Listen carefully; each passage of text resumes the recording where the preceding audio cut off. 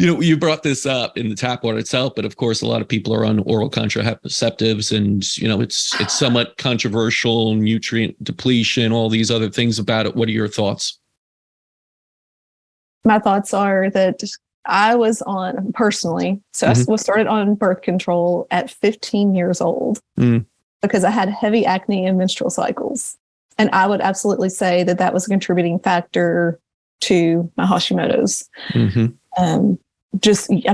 Years. So you're talking about over 15 years of contraceptive use and what that does, to someone, the nutrients that are depleted. And it's even talking to conventional pharmacists. I actually spoke at a conference last weekend, and there were some people who are newer to functional or integrative medicine in the crowd. And I was like, even just think about when you fill prescriptions for these young girls who are on birth control pills, that they're getting started in birth control, whether they're like 18, 19, they're in college.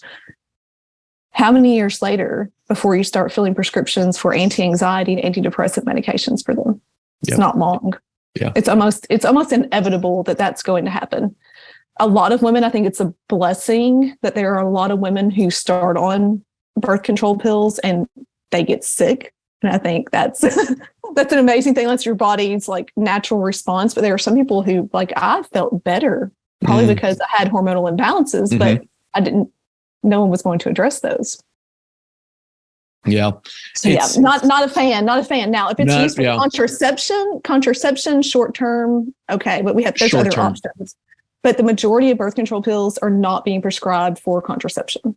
And the majority of all medications are not for short-term use. That's the thing. Right. They're for almost lifelong use. And that's where also I find, I know you do too, is the difference of it. If you want to put someone short-term, like antibiotic even for something, makes sense. Absolutely. But long-term use is where it starts to get tricky, and the body will compensate a little at first and then it suddenly won't after some time.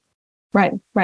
That short-term, sometimes medications, like we said, are necessary. So put someone on medication. But while we're on this medication, what if we started addressing lifestyle?